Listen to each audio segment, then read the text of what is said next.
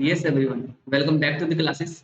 तो अभी तक हमने जो देखा है वो चैप्टर 2 में रेजिडेंशियल स्टेटस कैसे डिटरमाइन करना है और रेजिडेंशियल स्टेटस फाइनली आउटकम में कितने टाइप्स का आता है वो हमने देखा है।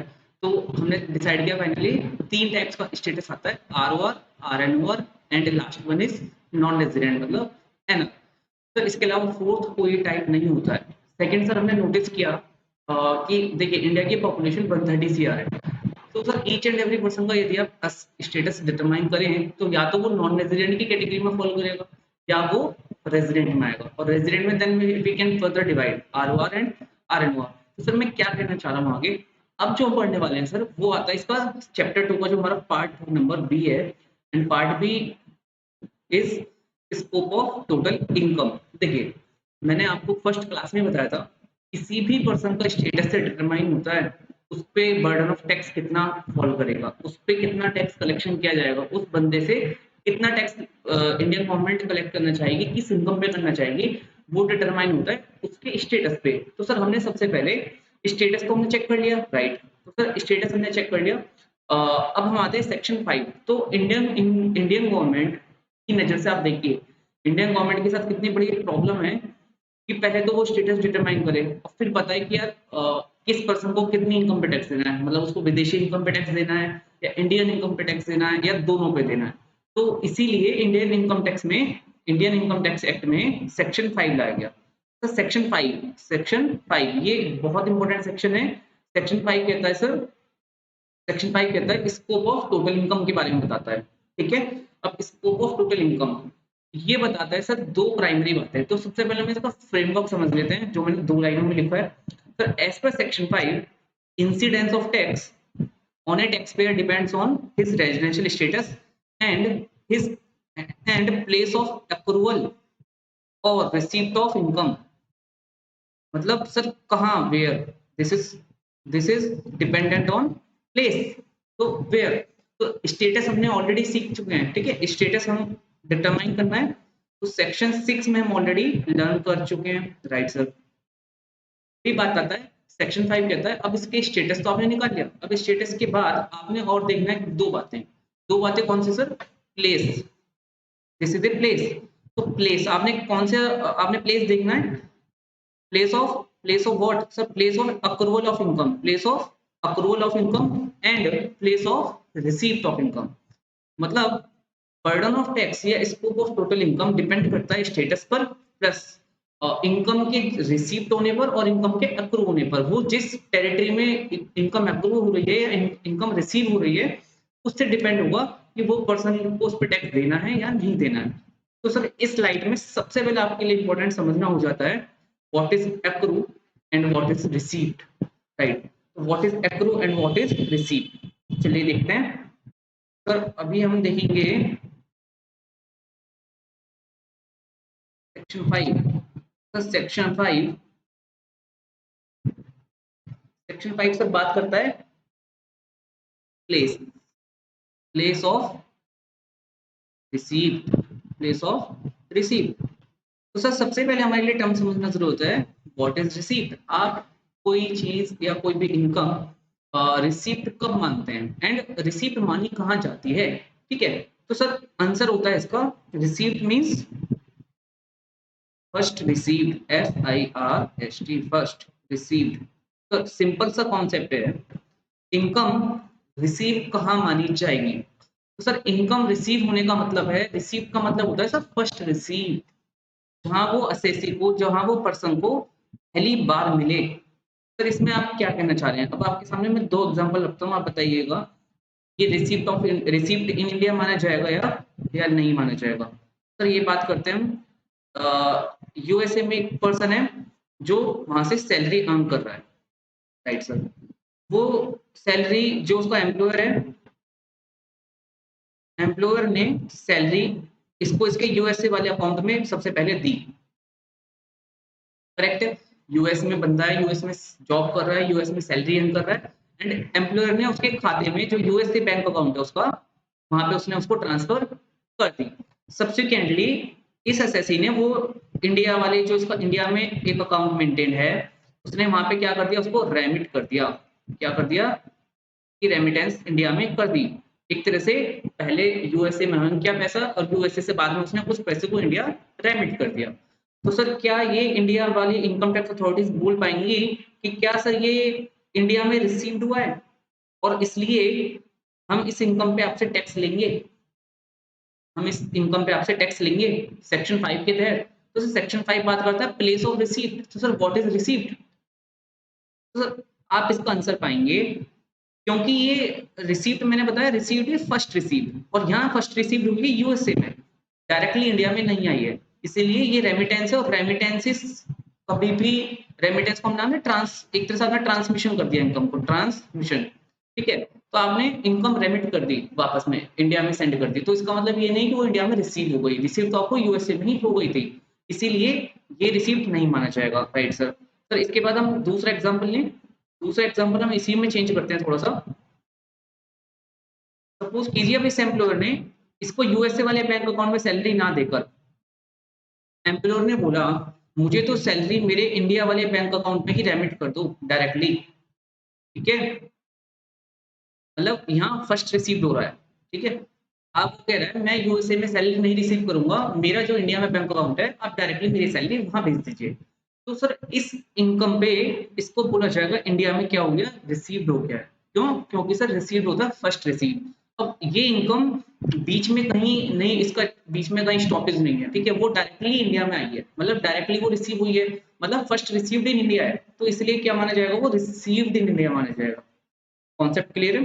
तो सर रिसीव्ड में सबसे इंपॉर्टेंट आता है हमें प्लेस ऑफ रिसीव्ड में आता है फर्स्ट रिसीव्ड। तो सर प्लेस ऑफ रिसीव्ड होता है where income is first received. Yes sir. तो सर अब हम देखते हैं place of accrual.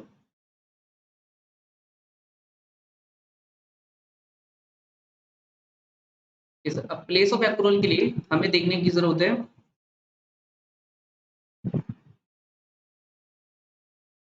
Place of accrual. तो sir place of accrual, what is accrual? सबसे पहले सर अक्रूवल होता है, इसको हम नाम दे सकते हैं सर ओरिजिनेशन, ओरिजिन, ठीक है। सर कहने का मतलब है इनकम अक्रू कब मानी जाती है, इनकम अक्रू कब मानी जाती है? तो सर इनकम अक्रू मानी जाती है व्हेन द जो रिसिपिएंट होता है, when the recipient gets right to receive. Sir जब रेसिपेंट जो इनकम अर्न कर रहा है बंदा, जब उसको राइट मिल जाता है कि वो इनकम रिसीव कर ले, ठीक है, वो होता है अप्रूवल। मतलब सर जब उसको एक तरह से एंटाइटलमेंट हो गया है, उसको ओनरशिप आ गई है उस काम की, जो उसने काम किया उसके बदले जो पैसे मिल रहे हैं, उसको उस काम की क्या आ गई है, ओनरशिप मिल गई है। तो एक तरह से उस पर राइट आ गया है कि मेरी ये इनकम, यस मेरी इनकम अप्रूव हो गई है। Right sir. तो दिस इज अप्रूव। तो सर एग्जाम्पल सर, तो सैलरीड एम्प्लॉई है, सैलरीड एम्प्लॉई है आपका, ठीक है। तो sir salaried employee let's say 1 तारीख से 10 तारीख तक वो वर्क करता है, ठीक है। तो सर जैसे जैसे उसने डेली बेसिस पे वर्क किया है, जैसे जैसे डेली बेसिस पे उसने वर्क किया है, डेली बेसिस पे उसकी इनकम अप्रूव हो रही है। क्यों? क्योंकि सर जिस दिन एक दिन उसने काम कर दिया तो उसकी एक दिन की सैलरी का उसको एंटाइटलमेंट हो गया, वो एक दिन की सैलरी उसको मिलने का हक मिल गया। तो दैट इज उसको एंटाइटलमेंट हो गया, that is right to receive हो गया उसके लिए, ठीक है।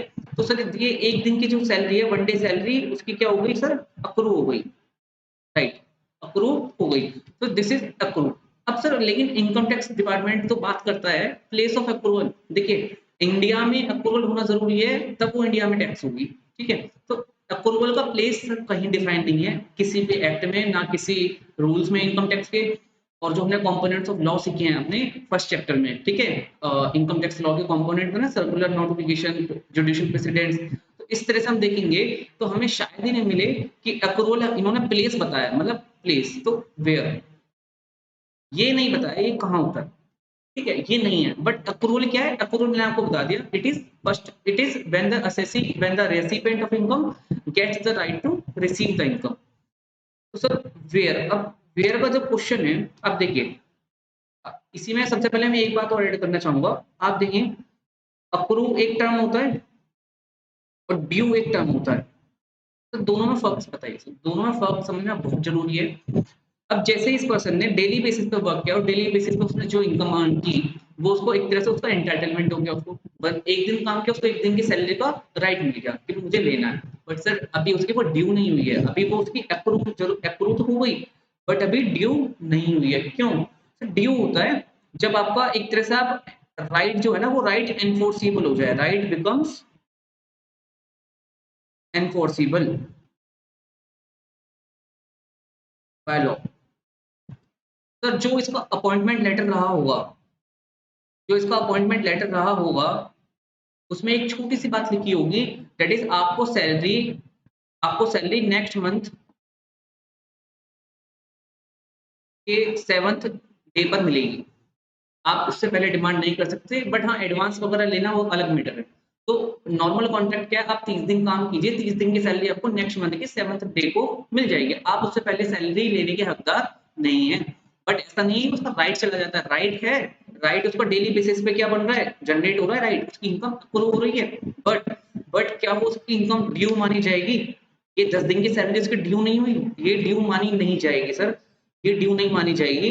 ड्यू इसकी कब होगी सर? जिस दिन 30 तारीख निकल जाएगी, या ये बोले जिस दिन 7th तारीख आ जाएगी आपकी, उस दिन इसको एंटाइटलमेंट हो जाएगा कि मेरी जो पिछले महीने की 10 दिन की सैलरी है वो मुझे रिसीव करने का राइट है। और इन केस यदि वो मुझे एम्प्लॉयर मेरा नहीं देता है, तो मैं उसको कोर्ट में ले जा सकता हूँ और मैं अपनी सैलरी निकलवा सकता हूँ। तो दिस इज द कॉन्सेप्ट कि आपको एक्रू एंड ड्यू में फर्क समझना जरूरी है। Accrue is the right to receive, receipt is the first receive. ठीक है, तो इस तरह से हमने देखा। अब आता है सर सेक्शन 5 में, सेक्शन 5 देखिए, इसको समझते हैं फ्रेमवर्क। तो सर सेक्शन 5 बात करता है स्कोप ऑफ इनकम जो डिपेंड होता है वो दो बातों पे होता है, रेजिडेंशियल स्टेटस पे। ठीक है, और स्टेटस में हम देखेंगे तीन तरह के एसएससी आते हैं हमारे पास, ROR, RNOR and NR, right. तो सेकंड बात ये करता है प्लेस ऑफ रिसीट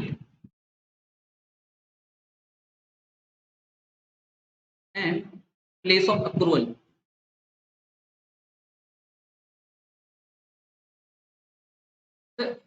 जो किसी भी पर्सन का, जो सेक्शन 5 क्या कहना चाह रहा है, सेक्शन 5 बताता है scope, scope of total income. तो सर सेक्शन 5 कहना चाह रहा है किसी भी एसएससी का स्कोप ऑफ टोटल इनकम जो होगा, मतलब कितना उसका एरिया है कि वो किस इनकम पे टैक्स दे अपनी। ठीक है, वो मल्टीपल सोर्सेज से इनकम अर्न कर रहा है, इंडिया में बैठा है, इंडिया में रेजिडेंट है, इंडिया से पैसे कमा रहा है, बाहर से पैसे कमा रहा है, डिफरेंट सोर्सेज हैं उसके, बट उसे कौन सी इनकम पे टैक्स दे सर इंडिया में। ठीक है, तो ये हमें डिटरमाइन करने के लिए हमें हेल्प लेनी होती है सेक्शन 5 की। तो सर सेक्शन 5 बात करता है स्कोप, देन स्कोप बताता है वो दो बातों पर निर्भर करता है, that is residential status and place of receipt and place of approval. Place of receipt sir where it is first received,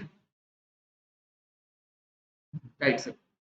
और सर प्लेस ऑफ अप्रूवल कहीं भी डिफाइन नहीं है, प्लेस ऑफ अप्रूवल डिफाइन नहीं है। ठीक है, तो ये जनरल टेंडेंसी है कि प्लेस ऑफ अप्रूवल कहाँ माना जाता है। तो इसके लिए मैं आपको एक एडिशनल पॉइंट्स बता रहा हूँ। प्लेस ऑफ अप्रूवल देखिए, सर्विस के केस में क्या होता है, नॉर्मली माना जाता है वेयर सर्विसेज आर परफॉर्म।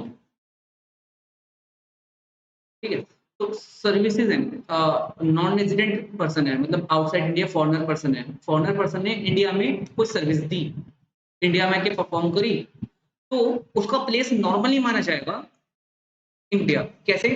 मतलब सर ये नॉर्मली डिसाइड होता है कि प्लेस जो होता है ना, किसी भी टाइप ऑफ इनकम का जनरेशन का जो सोर्स होता है, जिसे हम नाम देते हैं प्लेस ऑफ अप्रूवल और प्लेस ऑफ सोर्स। ठीक है, सोर्स बोलते हैं जिसको हम। ये ये डिटरमाइन कैसे होता है? तो सर नॉर्मली ये रूल चलता है कि आप सर्विसेज के लिए होता है, जहां सर्विस परफॉर्म की गई है वहां पे। मतलब सर आप दूसरा पॉइंट भी तो रेज कर सकते हैं सर, जहां पैसे मिल रहे हैं, मतलब देने वाला जहां सिचुएटेड है, जो पैसे देगा, जिसने सर्विस ली है। ठीक है, जिसने सर्विस ली है, वो जब जो जो पैसे देने वाला बंदा है वो जहां सिचुएटेड है, वो मेरा प्लेस माना जाएगा। तो सर ऐसा होता तो इनकम टैक्स एक्ट में साफ साफ लिख दिया गया होता कि place of pair, place of pair लिख दिया गया होता। और सर इनकम टैक्स में तो ऐसा नहीं लिखा, उन्होंने बोला place of approval. Place of pair भी तो लिखा जा सकता था कि जो बंदा पेमेंट करेगा सर्विस की या गुड्स की, उसकी लोकेशन हमारी प्लेस ऑफ अप्रूवल माना जाएगा। पर सर ऐसा नहीं लिखा।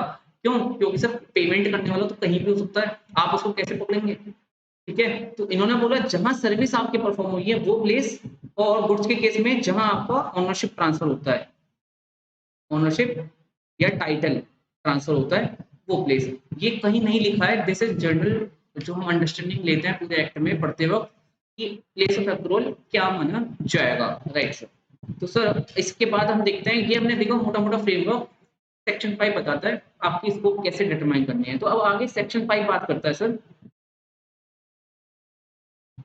हमारे तीनों एसएससीज की। ठीक है, तो अब हम देखते हैं अपने बुक में। देखिए सेक्शन 5 मैंने बताया आपको स्कोप बताता है। हमारे सामने तीन तरह के एसएससी आते हैं, ROR, RNOR and non resident. तो सर इंडिया वाले केसेस मैंने यहाँ पे क्या किया है, इसको दो तरह से डिवाइड किया है। First is India cases, second is outside India cases. इसको समझते हैं कैसे। तो हम जो पढ़ने वाले हैं, अब हम पढ़ने वाले हैं सेक्शन 5 का अंडरस्टैंडिंग लेना डी। सेक्शन 5 से बात करता है इंडिया में। देखिए सबसे पहले मैं आपसे आंसर दिलवाऊंगा, आप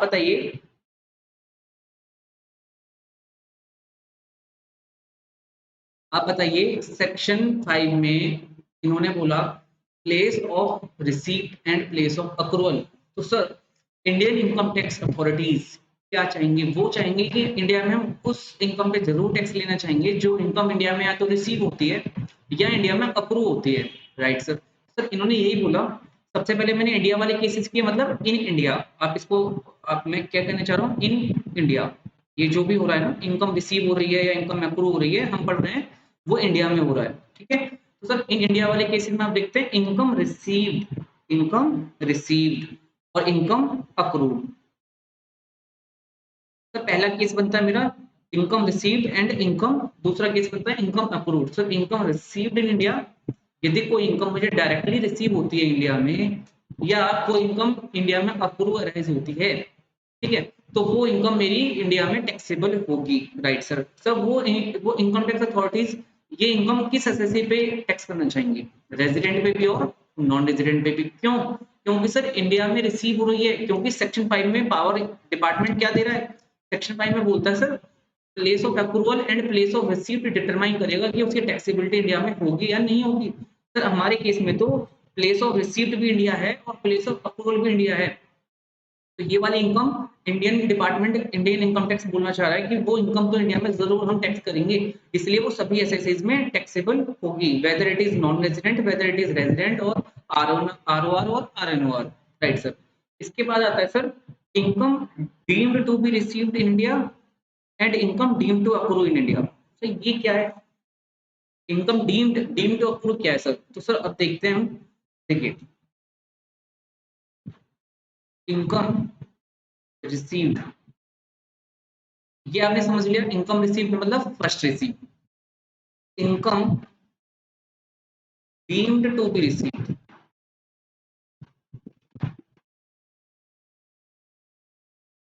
तो income deemed to be receive में क्या है, इसका मतलब जानते हैं। इनकम डीम्ड टू रिसीव मतलब दे आर एज्यूमिंग कि वो इनकम इंडिया में रिसीव हो गई है। Income deemed to be received in India, ये हम इस डिटेल में डिस्कशन इसको करने वाले हैं सेक्शन 7 में।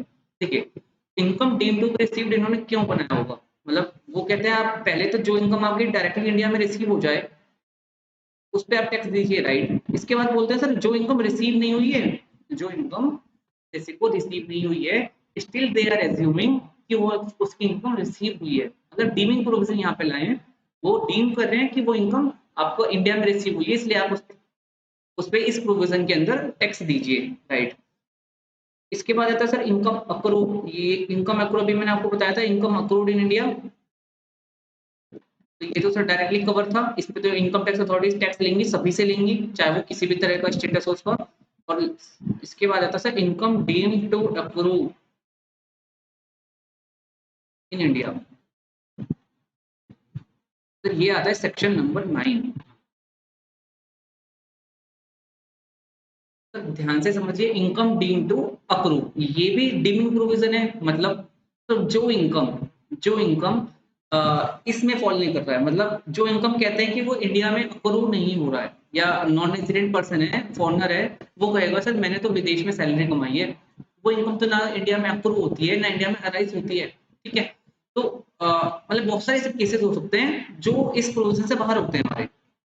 तो इंडियन गवर्नमेंट ने क्या किया है, सेक्शन 9 बनाया। सेक्शन 9 में उन्होंने कुछ सिचुएशंस इंसर्ट कर दी।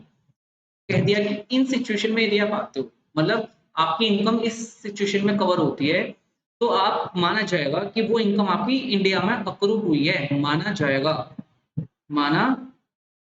जाएगा कि वो आपकी इनकम इंडिया में अप्रूव हुई है। और यदि ऐसा हो गया तो सर डायरेक्टली इस पे इंडियन इनकम टैक्स अथॉरिटीज क्या कर रहे हैं, इसको इंडिया में टैक्स कर रहे हैं, राइट। कैसे सर, देखिए मैंने बताया आपको इंडिया वाले केसेस में क्या, income received in India, income accrued in India, and third one is income deemed to be received in India, and fourth is income deemed to be accrued in India. सर चारों cases में ये income tax India में इस पे देना पड़ेगा। किसको सर, सभी एसएससीज को, राइट सर, सभी एसएससीज को हमें टैक्स देना पड़ेगा। अब सर समझते हैं किस इनकम पे टैक्स नहीं देना, इसका मतलब सर ये भी तो है ना। आपने बोला प्लेस ऑफ अप्रूवल और प्लेस ऑफ रिसीप्ट डिटरमाइन कर रहा था इंडिया में टैक्स देना है या नहीं देना है। तो सर पहले आपने बताया कि यदि वो place of approval and place of receipt India में फॉल कर रहा है, तो उस पे तो आपने बोला सर ये सभी को टैक्स देना है, right. But sir place of approval आपका आउटसाइड इंडिया है, place of receipt outside India है। वो इनकम जो ना कभी इंडिया में अप्रूव हुई, वो इनकम जो ना कभी इंडिया में रिसीव हुई, जिसका इंडिया से कोई लेना देना भी नहीं है, उस इनकम को आप कैसे टैक्स करेंगे इंडिया में? क्या भारत सरकार फॉरेन में बंदे की जो इनकम है, जो इनकम उसने विदेश में कमाई है, क्या उस पर वो टैक्स कर सकते हैं? ठीक है, ये समझने की बात है। देखिए ये आता है हमारे outside India cases, outside India.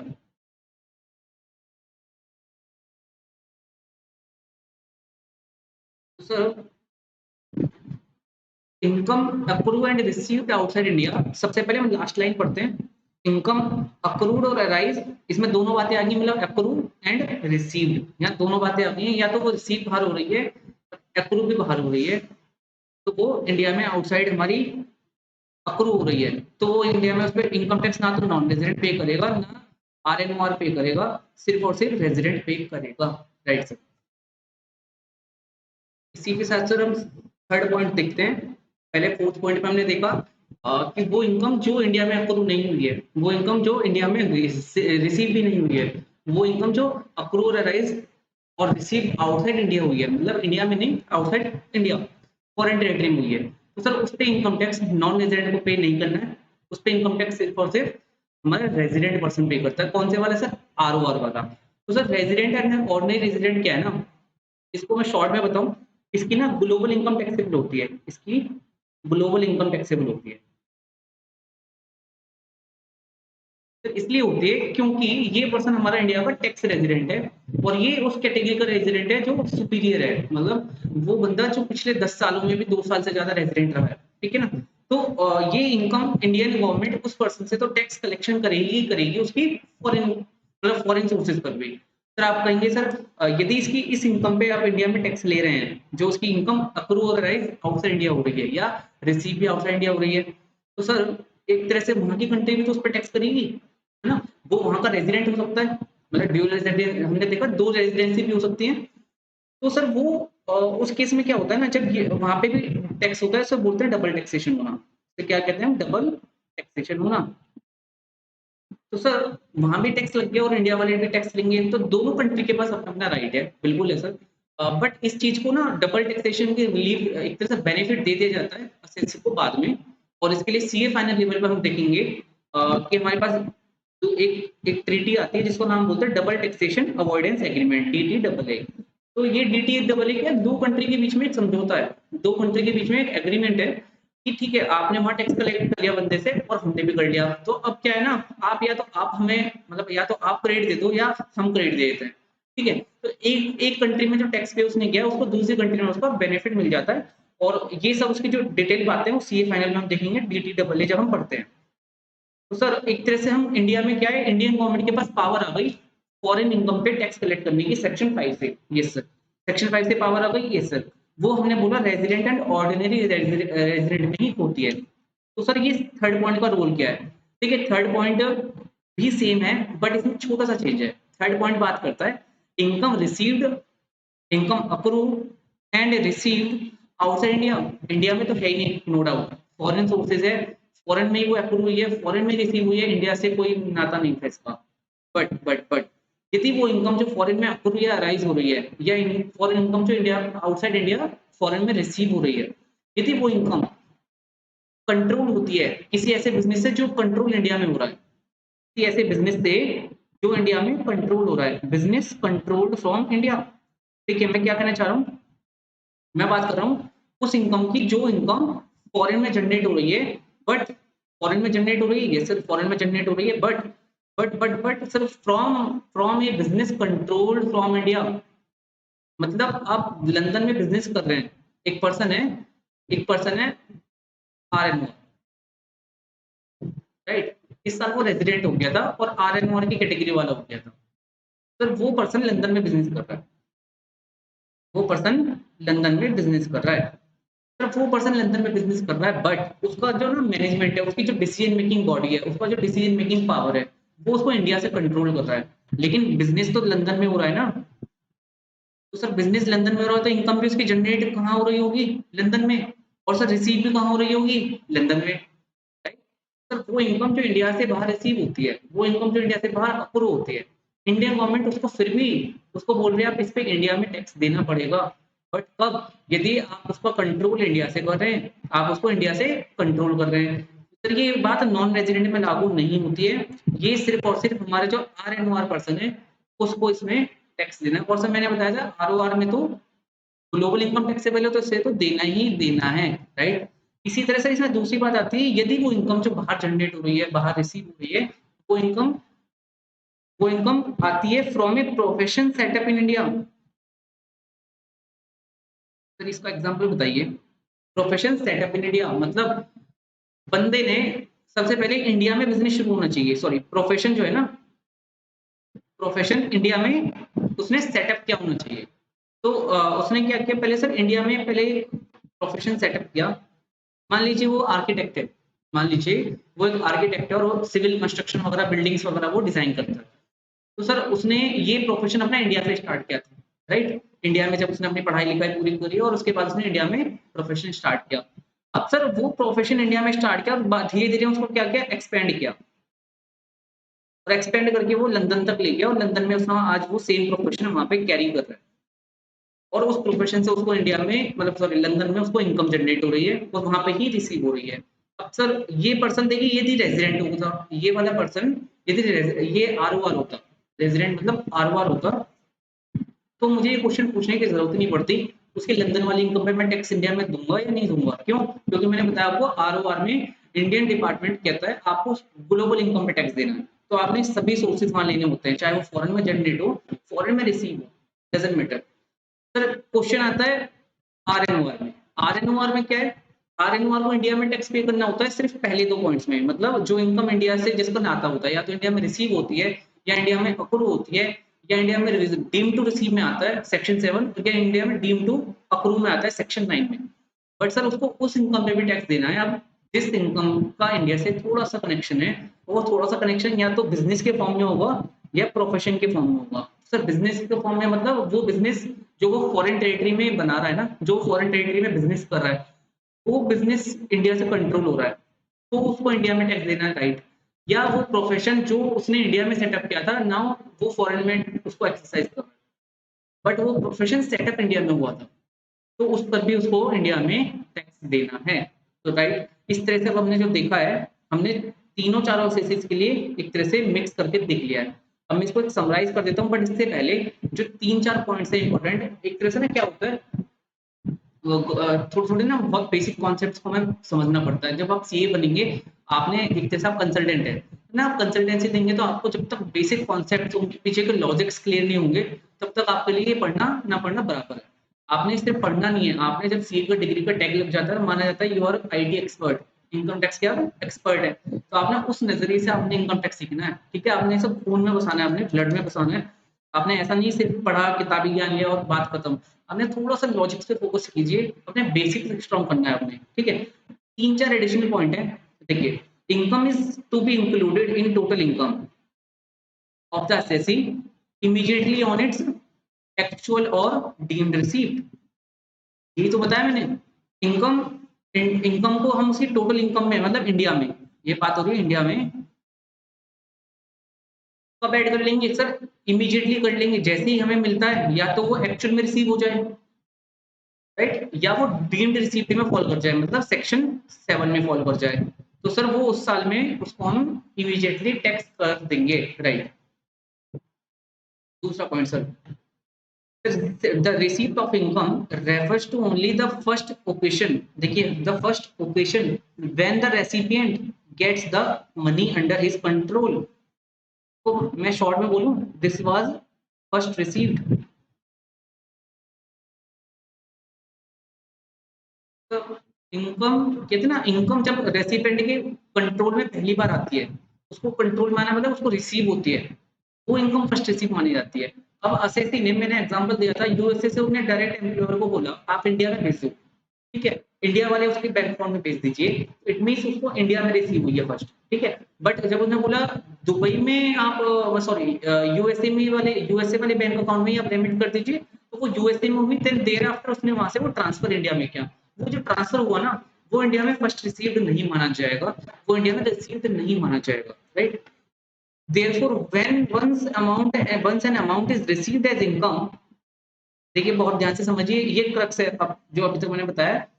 Therefore, when once an amount is received as income, जब वो पहली बार रिसीव हो जाती है, then remittance or transmission of the amount from one place to another, from one place to another does not constitute receipt of income। ये मैंने बताया आपको, एक्चुअल रिसीव जहां हो गई उसके बाद उसको सब्सिडेंटली आप ट्रांसमिशन कर रहे हैं उसका, या उसको रेमिटेंस कर रहे हैं, तो सर वो जो जहां वो ट्रांसफर होकर जा रही है, ठीक है, या जिस पर्सन के एंड में जा रही है, उसके एंड में वो रिसीप्ट, या उस साल में वो उस जगह पर वो रिसीप्ट नहीं मानी जाएगी, राइट सर। तो ये हमारा बेसिक कॉन्सेप्ट था। अब हम इसको समराइज करते हैं, सेक्शन 5 को एक बार दोबारा से देखिए। सेक्शन 5 ने 4 बातें बताई सर, कौन कौन सी सर? ये बताई उन्होंने, देखिए, पहला, इनकम या तो सिर्फ वो रिसीव्ड होती है इंडिया में, और डीम्ड टू रिसीव होती है, डीम्ड टू रिसीव। कहाँ पे सर? In India. हम बात कर रहे हैं यदि इंडिया में वो इनकम या तो रिसीव हो जाए, या वो डीम टू रिसीव मतलब सेक्शन 7 में आ जाए। अभी हम पढ़ेंगे सेक्शन 7। तो उस पे आरओआर को टैक्स देना है, यस। आरएनआर को भी देना है, यस, नो डाउट। और एनआर को तो देना ही देना है, क्यों? क्योंकि सर वो इनकम इंडिया में रिसीव हुई है, या इंडिया में अप्रूव, सॉरी, इंडिया में रिसीव हुई है, या इंडिया में डीम टू रिसीव में फॉल करती है। सर ऐसा क्यों? क्योंकि सेक्शन 5 में मैंने बेस बताया था आपको, सेक्शन 5 का जो डिपेंडेंट है वो है रेजिडेंशियल स्टेटस के ऊपर, सेकंड होता है place of receipt and approval. तो सर जहां प्लेस उसका यदि इंडिया फॉल करेगा तो इंडिया में उसको टैक्स देना पड़ेगा irrespective of his status. Second point sir, income accrued, income accrued और डीम टू अप्रूव। तो सर ये भी कहाँ होता है? यदि इंडिया में आता है, यदि वो इनकम स्टैब्लिश होती है कि वो इनकम इंडिया में अप्रूव हुई है, या इंडिया में सेक्शन 9 के अंदर जो बताई गई सिचुएशंस हैं उसमें वो डीम टू अप्रूव हुई है, तो सर इस पे भी तीनों असेसी को हमें टैक्स देना पड़ेगा, राइट। थर्ड सर, इसके बाद आता है सर वो केसेस जो इंडिया में जिसका नाता ही नहीं है, इनकम या तो अप्रूव, मैं दोनों केसेस ले रहा हूँ, अप्रूव और रिसीव, इनकम अप्रूव और रिसीव। कहाँ sir? Outside India, outside India. तो सर इनकम इंडिया में जनरेट नहीं हुई, इंडिया में अप्रूव नहीं हुई, मतलब इंडिया में रिसीव भी नहीं हुई, मतलब आउटसाइड इंडिया वो रिसीव होती है, आउटसाइड इंडिया ही वो अप्रूव होती है। तो sir as a rule section 5 कहता है आरओआर को तो इस पे टैक्स देना है, मतलब आरओआर की तो ये इनकम बनेगी। क्यों? क्योंकि सर जनरल रूल है, याद कर लीजिए हमेशा, आरओआर की ग्लोबल इनकम टैक्सेबल होती है इंडिया में। तो सर ये जो बाहर की इनकम है, क्या इंडिया वाला टैक्स कर सकता है? Indian income tax authorities, yes वो कर सकते हैं। इसके एंड में सर ROR के एंड में, नाम की RNOR and non resident case में नहीं कर सकते, राइट सर, क्योंकि इसका इंडिया से कोई लेना देना नहीं है ना। मैंने बताया ना, जो ये सेक्शन 5 का बेस है वो स्टेटस पे डिपेंड है, plus place of approval and place of receipt पर। प्लेस ऑफ अप्रूवल मेरा यहाँ पे आउटसाइड इंडिया है, प्लेस ऑफ रिसीप्ट मेरा आउटसाइड इंडिया है, तो सर मैं यहाँ पे इसको इंडिया में थोड़ी टैक्स करूंगा, बट ROR के केस में आप टैक्स करेंगे। फोर्थ सर, इसका एक्सेप्शन, मतलब जो थर्ड पॉइंट है ना, इसमें छोटा सा बदलाव, इनकम अक्रूवल और रिसीव्ड, दोनों बातें हैं, अक्रूव भी और रिसीव्ड भी, कहाँ sir, outside India, right. But sir, but इसमें एक छोटा सा चेंज है, outside India because of from a profession from business controlled from India, यदि वो बिजनेस इंडिया में कंट्रोल किया जा रहा है, इंडिया से कंट्रोल किया जा रहा है, तो सर देखिए ROR को तो टैक्स देना ही देना था ना। नॉन रेजिडेंट के एंड में अभी भी टैक्स नहीं होगा, क्योंकि सर वो इनकम, उसका इंडिया से कोई कनेक्शन नहीं है फॉर द पर्पज ऑफ कि आपको उस पर इनकम टैक्स देना पड़े। सिर्फ किसके लिए सेक्शन 5 कहता है सर, नॉन रेजिडेंट को हम इस पे टैक्स नहीं करेंगे, बट सर RNOR के केस में इसमें टैक्स लग जाएगा। इसे याद रखने की आपको बहुत जरूरत है, क्योंकि क्वेश्चन ज्यादातर इसी तरह से बनेंगे आपको। और from a profession setup in India,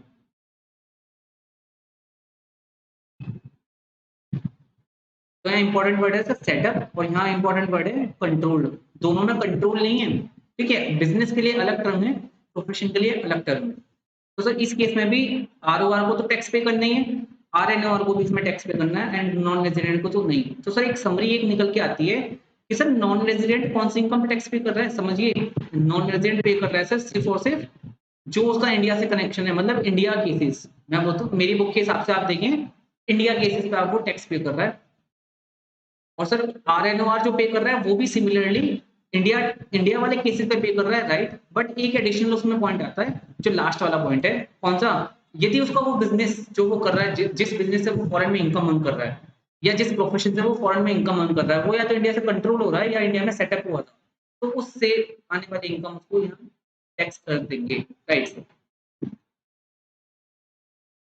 sir इतना समझने के बाद अब हमें समझने की जरूरत है, हमने रिसीव्ड देखा, इनकम डीम टू रिसीव क्या होता है, इनकम डीम टू रिसीव क्या होता है।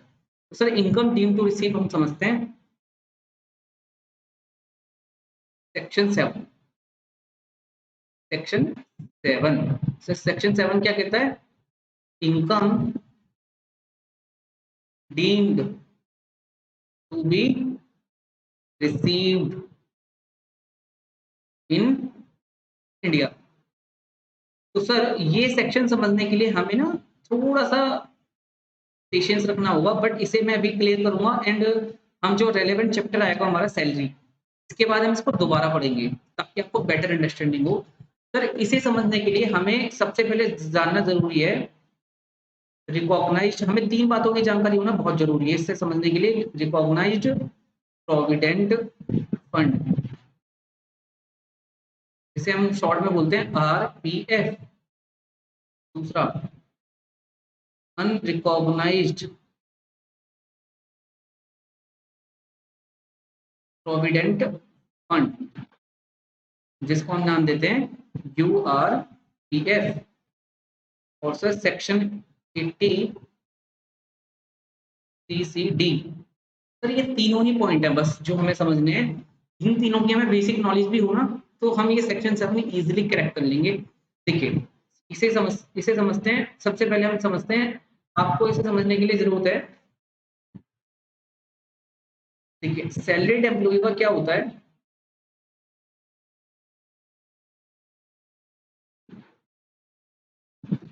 सैलरीड एम्प्लॉय जितनी वो सैलरी अर्न करता है, लेट्स से वो बेसिक अर्न कर रहा है 100 रुपए, और उसके पूरे कुछ अलाउंसेस और मिल जाते हैं, ठीक है, भत्ते मिल जाते हैं उसको, लेट्स से 30, तो वो टोटल 130 अर्न कर रहा है, टोटल 130 अर्न करता है मंथली। और सर EPF एक्ट आपने पढ़ा है, EPF एक्ट आपने आई थिंक फाउंडेशन लेवल पे पढ़ा होगा, employ provident fund and miscellaneous fund act, ठीक है। EPF एक्ट, या ये क्या ना, ये होता है सोशल सिक्योरिटी। इंडियन गवर्नमेंट में, मतलब भारत में कुछ सोशल सिक्योरिटी के पर्पज से कुछ लॉ बनाए गए हैं।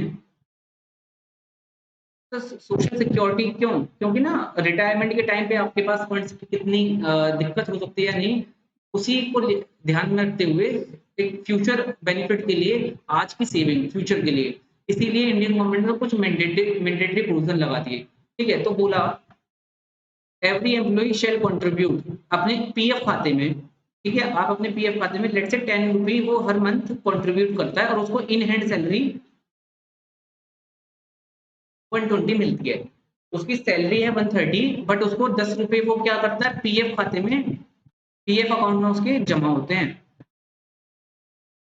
क्या होते हैं, डिपॉजिट होते हैं, राइट, एवरी मंथ। अब सर ये क्या है, ये आप उस एम्प्लॉय की क्या है सेविंग है, उस एम्प्लॉय की सेविंग है, राइट। अब सर ये सिमिलरली क्या होता है, एम्प्लॉयर भी उसका जो होता है ना, जो उसको सैलरी दे रहा है वो एम्प्लॉयर भी सेम अमाउंट कंट्रीब्यूट करता है उसके खाते में, सेम अमाउंट कंट्रीब्यूट करता है। सर ये contribution over and above salary होता है, please note, over and above salary. मतलब सर जो ये 130 अर्न कर रहा था ना, तो 130 तो उसको मिल रहे हैं, 130 तो मिल रहे हैं और 130 में से वो अपनी पॉकेट से काट के 10 रुपए जमा कर रहा है हर महीने अपनी सेविंग्स से उसकी। बट गवर्नमेंट बोलती है एम्प्लॉयर को भी सेम अमाउंट कंट्रीब्यूट करना है, तो एक तरह से 10 रुपए की जो एम्प्लॉयर वाला कंट्रीब्यूशन है, एम्प्लॉयर्स कंट्रीब्यूशन जिसको हम ज्यादा नाम देते हैं एम्प्लॉयर्स कंट्रीब्यूशन, तो सर एम्प्लॉयर को भी सेम कंट्रीब्यूशन डिपॉजिट करना है पीएफ खाते में, किसके, एम्प्लॉय के, राइट सर। तो सर ये 10 रुपए भी तो एक तरह से इसकी इनकम है, नहीं? तो ये हम अभी सैलरी के चैप्टर में डिस्कस करेंगे, इसकी इनकम को हम कैसे टैक्स करते हैं। अभी हम समझ रहे हैं इसको टैक्स करने की पावर कहाँ है, तो सर पावर आती है सेक्शन 7 में, मतलब सर डीम्ड रिसीप्ट मानते हैं इसको, क्या मानते हैं, डीम्ड रिसीप्ट। सर अब देखते हैं पहले हम इन्होंने बताया क्या है। इन्होंने सबसे देखिए 3 तरह की इनकम हमारी सेक्शन 7 में आती है। डीम्ड टू रिसीव्ड इनकम कौन सी मानी जा रही है, जो एक्चुअल में रिसीव नहीं हुई है, बट स्टिल इंडियन गवर्नमेंट बोल रहा है नहीं वो आपको रिसीव हुई है, बट सर रिसीव नहीं हुई है, स्टिल दे आर सेइंग वो आपको रिसीव हुई है। सर देखिए कौन सा, पहला contribution in excess of 12%, 12% contribution से ऊपर का यदि कोई कंट्रीब्यूशन कौन करता है, एम्प्लॉयर करता है, इसको सर रिकॉग्नाइज्ड प्रोविडेंट फंड को, ठीक है, वो इनकम आपकी डीम्ड मान ली जाएगी, आपकी इंडिया में रिसीव हुई है। सर इसको समझाइए, इसको समझते हैं सबसे पहले हम यहाँ। तो इससे लिए इसीलिए आपको बेसिक जानकारी देते हैं सबसे पहले। इंडिया में क्या होता है, 4 तरह के हमें फंड देखने को मिलते हैं, recognised provident fund, unrecognised provident fund, एक होता है सर स्टैट्यूटरी प्रोविडेंट फंड, और एक होता है sir normal public provident fund. Sir इन तीनों की तो मैं अभी बात नहीं कर रहा हूँ, इन दोनों की, क्योंकि हम सैलरी चैप्टर में डिटेल में डिस्कस करने वाले हैं। अभी हमारे लिए जो रेलेवेंट है ये दो हैं। Yes sir. तो दोनों में, तीनों चारों में क्या फर्क है, देखिए सबसे पहले मैं बेसिक बता दूं रिकॉग्नाइज्ड का क्या मतलब है। रिकॉग्नाइज्ड यहाँ पे वर्ड यूज किया है ना, सभी हैं तो फंड्स ना, ये सभी फंड्स है, प्रोविडेंट फंड है, रिकॉग्नाइज्ड ये है, अनरिकॉग्नाइज्ड, और ये है सर स्टैट्यूटरी। तो देखिए तीनों, दोनों तीनों में डिफरेंस आपको एक बेसिक में बता रहा हूँ आपको। रिकॉग्नाइज्ड फंड क्या होता है, देखिए सबसे पहले एक स्कीम बनाई नॉर्मल सोशल सिक्योरिटी के लिए, सोशल सिक्योरिटी के पर्पज से, कि भाई कंट्रीब्यूशन होना चाहिए, कंट्रीब्यूशन होना चाहिए किसको, सर प्रोविडेंट फंड में एक फंड बना दिया प्रोविडेंट फंड, कि एम्प्लॉय जो होते हैं, एम्प्लॉय इस खाते में पैसा अपना सेव करेंगे और उसी मात्रा में आपका एम्प्लॉयर भी कंट्रीब्यूशन देगा। तो एक तरह से इस खाते में क्या होता है, 4 कंपोनेंट आ जाते हैं सर। सबसे पहला कंपोनेंट आता है कौन सा बताइए, एम्प्लॉय वाला कंट्रीब्यूशन, कौन सा सर, एम्प्लॉय जो कंट्रीब्यूट करता है, एम्प्लॉयज कंट्रीब्यूशन, राइट सर। दूसरा एक किस्म आता है जो एम्प्लॉयर करता है, किसके, एम्प्लॉयर करता है किसके अकाउंट में सर, एम्प्लॉय के अकाउंट में, अपने में नहीं, एम्प्लॉय के अकाउंट में जो एम्प्लॉयर करता है, राइट सर। तीसरा कंपोनेंट बताइए कौन सा सर, क्योंकि ये सेविंग अकाउंट होते हैं एक तरह से, ये एक डिपॉजिट है, ईपीएफ जो हमारी अथॉरिटी है, और ईपीएफ अथॉरिटी तो सरकार के कंट्रोल में है, तो सर इंडियन इंडियन गवर्नमेंट जो पैसा कलेक्ट कर रही है एम्प्लॉय की जेब से और सेम बोल रही है कि एम्प्लॉयर भी दे, तो सर वो पैसे पे ब्याज तो मिलेगा, राइट? तो सर इंटरेस्ट किस पे? दोनों पे। Interest on employees contribution and fourth component आता है हमारा इंटरेस्ट ऑन एम्प्लॉयर्स कॉन्ट्रीब्यूशन। तो सर एक तरह से पीएफ स्कीम में हमारे जो सोशल सिक्योरिटी के लिए बनाई गई है, इसमें 4 कंपोनेंट हमें देखने को मिलेंगे। तो सर 4 में से हमें अभी क्लियर होना चाहिए 4 कौन-कौन से हैं सर? सबसे पहले स्टार्ट होता है कहाँ से? एम्प्लॉयी की जेब से। एम्प्लॉयी जितना पैसा कमाता है उसमें से मंथली कुछ कंट्रीब्यूशन जा रहा है, राइट? वो कंट्रीब्यूशन जा रहा है उस खाते में पहला। सेम अमाउंट में लॉ बना दिया गया है कि आपको एम्प्लॉयर को भी वो पैसा ट्रांसफर करना होगा। जो एक तरह से इनकम जो एसएससी को सैलरी मिल रही है उसके ओवर एंड अबव होता है। वो हो गया, इसके बाद सर दोनों कंपोनेंट पे इंटरेस्ट हो गया, ठीक है ना? तो 4 कंपोनेंट आते हैं। बात आते हैं सर रिकॉग्नाइज्ड अनरिकॉग्नाइज्ड में क्या फ़र्क है? तो सर जो फंड इन्होंने बनाया, तो सर यदि वो फंड इनकम टैक्स कमिश्नर से अप्रूव्ड है, इनकम टैक्स कमिश्नर से अप्रूव्ड है, इनकम टैक्स कमिश्नर से अप्रूव्ड है, तो सर वो फंड कहलाता है रिकॉग्नाइज्ड, राइट? वो फंड कहलाता है रिकॉग्नाइज्ड। अदरवाइज़ क्या कहलाता है सर वो? ये क्या होता है? ये अप्रूव नहीं होता है, ये वाला फंड अप्रूव नहीं होता है। ये नॉट अप्रूव्ड फंड है, मतलब इसकी अप्रूवल अभी एसएससी ने, ये जो एम्प्लॉयर है उसने नहीं ली है, राइट? और स्टैट्यूटरी फंड होता है सर मेजरली जो हमारे गवर्नमेंट के एम्प्लॉइज होते हैं ना, तो गवर्नमेंट के एम्प्लॉइज जिस जिस डिपार्टमेंट में काम कर रहे हैं, तो जो मेजर डिपार्टमेंट्स होते हैं वो डिफरेंट डिफरेंट लॉज के अंदर बनाए गए होते हैं, ठीक है? तो वो जितने भी हमारे गवर्नमेंट एम्प्लॉइज हैं उनके लिए एक तरह से ये फंड अप्लाई होता है। ये फंड एक तरह से हम कह सकते हैं प्राइवेट सेक्टर के लिए है, ठीक है? अब बात करते हैं सर, हमने समझ लिया रिकॉग्नाइज्ड अनरिकॉग्नाइज्ड में क्या फर्क है। रिकॉग्नाइज्ड फंड होता है जो हमारा इनकम टैक्स से अप्रूव्ड है, एंड अनरिकॉग्नाइज्ड होता है सर जो इनकम टैक्स से अप्रूव्ड नहीं है, राइट? तो सर दोनों में फर्क, यहाँ पे फर्क है तो इसके टैक्सेशन में तो फर्क आया होगा, और तभी हम कह रहे हैं कि हम इसको डीम्ड इनकम मानेंगे। तो सर इनका टैक्सेशन एक ब्रीफ में आपको बता रहा हूँ, देन हम सेक्शन सैलरी चैप्टर में दोबारा पढ़ेंगे इसको डिटेल में। तो सर जो हमारा पहला कंपोनेंट है एम्प्लॉई कंट्रीब्यूशन,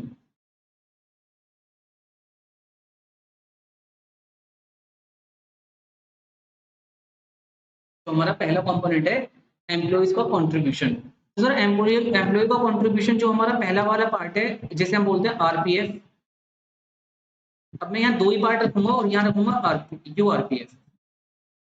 तो सर एम्प्लॉय का कंट्रीब्यूशन को इसको ना, जो इसकी जेब से जा रहा है उसको एक तरह से बाद में क्या होता है, इसको सेक्शन 80 सी में बेनिफिट दे दिया जाता है, सेक्शन 80 सी में डिडक्शन मिल जाती है। मतलब सर सेक्शन 80 सी क्या है सर? सेक्शन 80 सी है डिडक्शंस, ठीक है? मैंने आपको बताया था शुरू में हमारे टोटल इनकम कंप्यूट करने के स्टेप्स। तो सर टोटल इनकम कंप्यूट होती है, पहले आप स्टेटस निकालते हैं, रेजिडेंशियल स्टेटस, फिर आप इनकम क्लासिफाई करते हैं, इनकम को 5 हेड्स में डिवाइड करते हैं, 5 हेड में डिवाइड करने के बाद आपका एक लेवल आ जाता है, देन उसमें आप क्लबिंग करते हैं, देन देयर आफ्टर आप क्लबिंग में से लॉसेस वगैरह सेटअप कर लेते हैं। तो जो इनकम आती है उसे बोलते हैं ग्रॉस टोटल इनकम। उस ग्रॉस टोटल इनकम से जितनी भी एसएससी ने सेविंग्स की होती हैं, मैंने बताया था आप इंश्योरेंस में पैसा डालते हैं, आप म्यूचुअल फंड खरीदते हैं, आप एफडी में पैसा लगाते हैं, ठीक है? और आप नेशनल पेंशन स्कीम में पैसा लगाते हैं, और इस तरह से बहुत सारी इन्वेस्टमेंट स्कीम है गवर्नमेंट की जो आपको टैक्स बेनिफिट देती हैं। आप गवर्नमेंट कहती है आप इन्वेस्टमेंट कीजिए, आपको उसका टैक्स बेनिफिट मिलेगा, ठीक है? तो वो सेक्शन 80 सी में उसका बेनिफिट मिलता है, सेक्शन 80 सी में। तो मैंने जैसे आपको बताया ये सोशल सिक्योरिटी की स्कीम है, दिस इज ऑल्सो सेविंग ना, this is also saving, right? तो ये सेविंग भी हमारी 80 सी में आती है। तो एम्प्लॉय जितना पूरे साल में अपनी जेब से उसने कंट्रीब्यूशन दिया, जो पैसा उसको इन हैंड सैलरी में मिला ही नहीं और एम्प्लॉयर ने काट के उसके खाते में जमा कर दिया था, उस पैसे की इसको क्या मिलती है? यहाँ पे डिडक्शन मिलती है। But sir unrecognised provident fund है तो यहाँ इसको ऐसा कुछ नहीं मिलता, ठीक है? मतलब ये जब उसने सैलरी अर्न की थी 130 -10, उसने इन हैंड मिले थे उसको 120, तो सर यहाँ उसको क्या होता है 130 उसके यहाँ पहले टैक्स किए जाते हैं, राइट? और बाद में उसको 80 सी में 10 रुपीज का 80 सी दे दिया, डिडक्शन दे दी, और उसकी नेट इनकम 120 टैक्सेबल हो जाती है। बट यहाँ पे क्या होता है सर, यहाँ तो उसको 130 ग्रॉस इनकम ही टैक्स करनी पड़ती है, समझिए? इसी तरह अब आता है सर एम्प्लॉयर्स का कंट्रीब्यूशन। तो सर एम्प्लॉयर्स का कंट्रीब्यूशन बस सोचिए ना, एम्प्लॉयर का कंट्रीब्यूशन मैंने बताया था, this is over and above, over and above तो हमारी सैलरी थी 130 की। 130 तो उसकी कॉन्ट्रेक्चुअल एम्प्लॉयमेंट थी कि भाई हाँ मैं जॉब करूंगा, मुझे 130 चाहिए। बट ये जो 12% था, 12% सॉरी नॉट 12%, जो ये आपका ईपीएफ था, जो 10 आप अपनी जेब से जमा कर रहे थे अपने पीएफ अकाउंट में, और गवर्नमेंट ने बोला एम्प्लॉयर को भी करना है सेम, ठीक है। तो वो जो आपका कंट्रीब्यूशन है वो एम्प्लॉयर भी कर रहा है, तो ये एक तरह से आपकी क्या है, एडिशनल इनकम है, राइट सर। तो सर यूआरपीएफ में क्या होता है, ये एग्जाम्प्ट होती है। एम्प्लॉयर जो आपके खाते में पैसा डाल रहा होता है उस पर टैक्स नहीं लगता, पे टैक्स नहीं लगता। बट सर इसमें क्या होता है, यहाँ टैक्सेबल हो जाती है। यहाँ पे क्या होता है, टैक्सेबल, तो यहाँ पे उसकी इनकम में, but taxable in excess of what, in excess of 12% of basic salary. 12% of salary मैं नाम दूंगा, डिटेल तो हम सैलरी चैप्टर में करेंगे। 12% ऑफ सैलरी, राइट सर। तो इसी तरह जो हमारा इंटरेस्ट कंपोनेंट आता है, एम्प्लॉयर के कंट्रीब्यूशन पे हम बात करेंगे।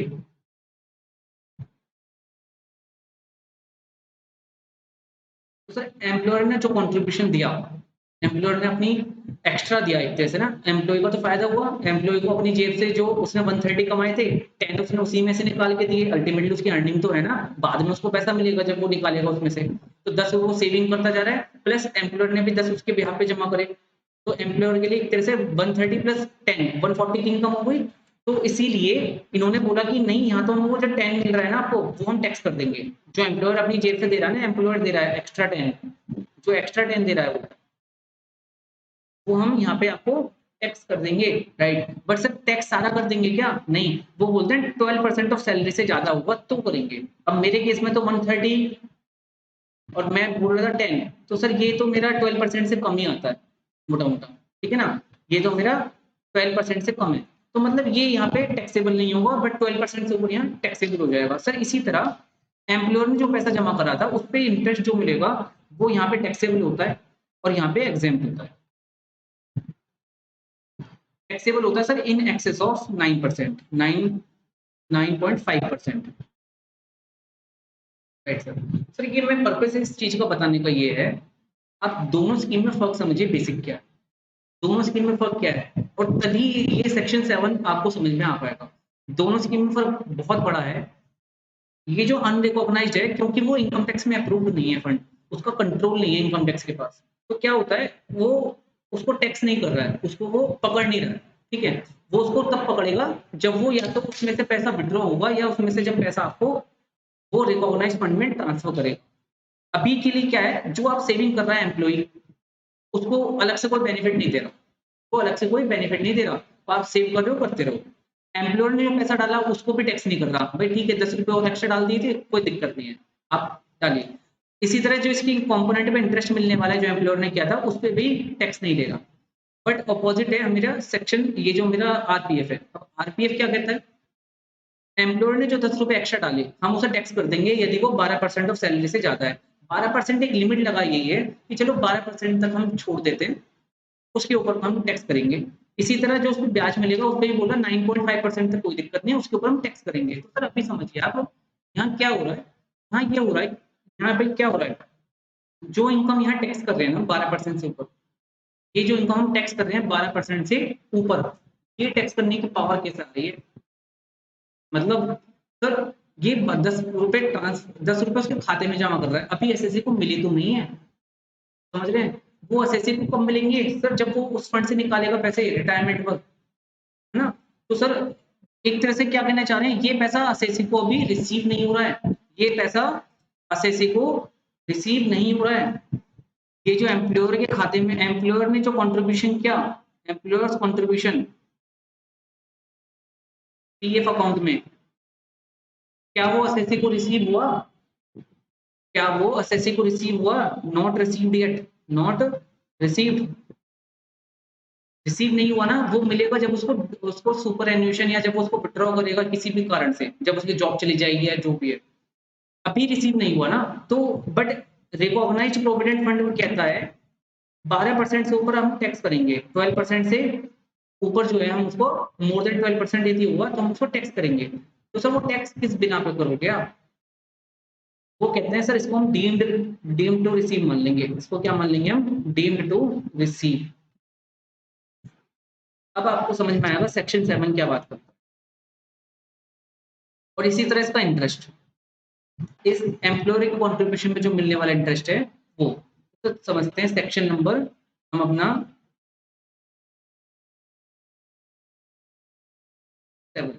तो सेक्शन 7 क्या बात कर रहे हैं देखिए, contribution in excess of 12% of salary, contribution in excess of 12% of salary to recognised provident fund और interest credited in excess of 9.5% per annum.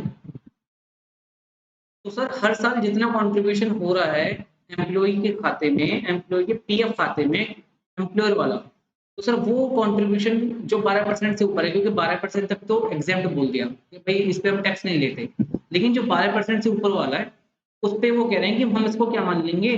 Deemed to receive मान लेंगे। हम इसको क्या मान लेंगे? डीम्ड टू रिसीव मान लेंगे। तो सर ये हम जो डीम टू रिसीव का कॉन्सेप्ट है इंडियन में तो चलो समझ में आता है कि एक बंदा इंडिया का रेजिडेंट है, मतलब सर रेजिडेंट में तो समझ में आता है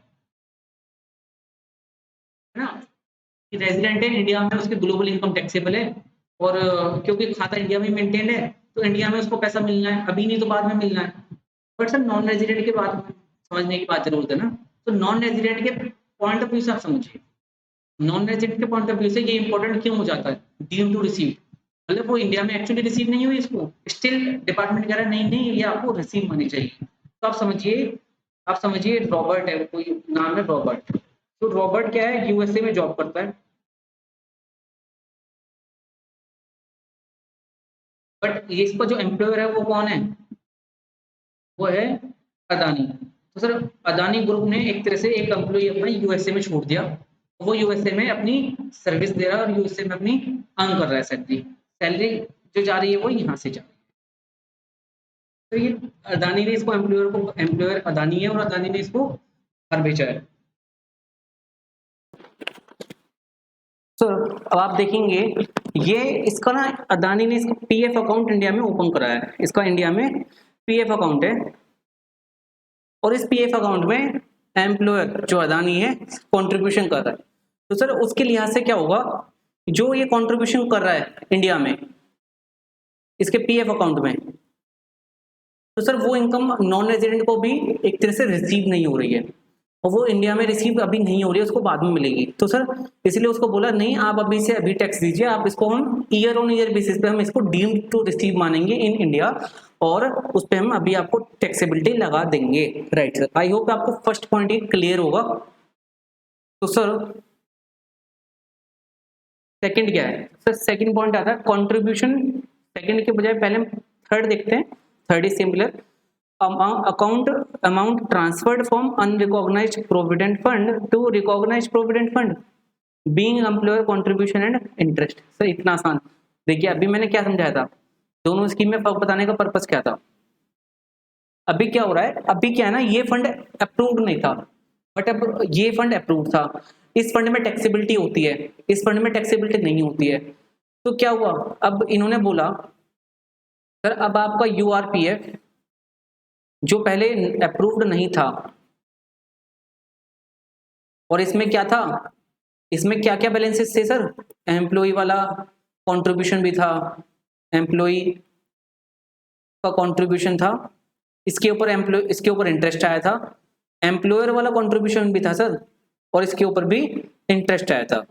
तो सर ये तो एग्जेम्प्ट था ना सर, इस पे मिलने वाला इंटरेस्ट भी एग्जेम्प्ट था और ये एम्प्लॉय वाला कंट्रीब्यूशन तो सर एम्प्लॉय वाला कंट्रीब्यूशन सर ये 80C का बेनिफिट इसको मिलता था नहीं, मतलब इसको क्या होता था, ये कंप्लीटली टैक्स हो जाता था, ये क्या हो जाता था कंप्लीटली टैक्सेबल हो जाता था।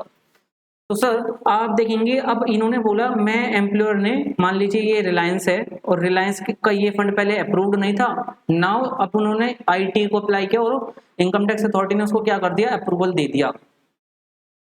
अप्रूवल देने के बाद वो हो गया सर रिकॉग्नाइज्ड प्रोविडेंट फंड। तो सर इनकम टैक्स अथॉरिटीज ने जिस इनकम में जी इस फंड का जो बैलेंस ट्रांसफर होगा, इस फंड का जितना भी बैलेंस ट्रांसफर होगा, उस फंड के बैलेंस में जिस फंड पे आज तक डिपार्टमेंट ने टैक्स लिया है ही नहीं, तो सर उसको ऐसे ही जाने देगा क्या? बिल्कुल नहीं सर। अब इस फंड के दो कंपोनेंट हैं। तो जो सेकंड कंपोनेंट में आते हैं मेरे एम्प्लॉयर वाला कंट्रीब्यूशन और उसके ऊपर ब्याज, वो आज तक टैक्स नहीं हुआ था, आज तक वो टैक्स नहीं हुआ था।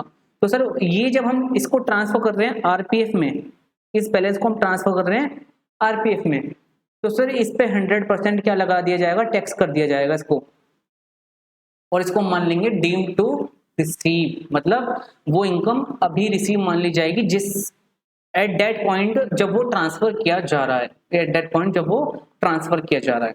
Right sir. मैं इसमें देखिए सिंपल सा एग्जांपल है, मान लीजिए 20 लाख का बैलेंस था यूआरपीएफ में, 20 बैलेंस था, जब वो डिवाइड होके इसमें आपको मान लीजिए 15 लाख रुपए थे आपके एम्प्लॉयर वाले कंट्रीब्यूशन के, एम्प्लॉयर्स, और 5 लाख था आपका मान लीजिए एम्प्लॉइज, सॉरी एम्प्लॉइज। इसको हम क्या करते हैं, इसको 18 कर देते हैं, और ये आपका मान लीजिए इट वाज 33 लाख। तो सर बताइए, अब जब ये बैलेंस कहाँ जा रहा है? आरपीएफ में जा रहा है। तो सर आरपीएफ में कौन सी इनकम डीम टू रिसीव मानी जाएगी? सेक्शन 7 में। सेक्शन 7 में आप मुझे बताइए किस पे टैक्स लगेगा? 33 पे या 15 पे या 18 पे?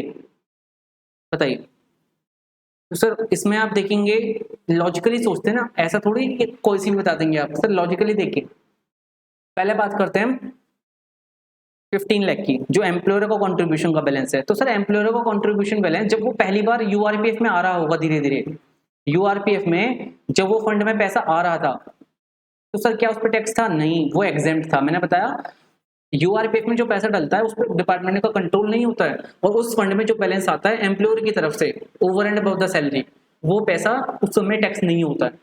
तो सर वो पैसा जब ये यूआरपीएफ में आया था तब वो एग्जेम्प्ट था।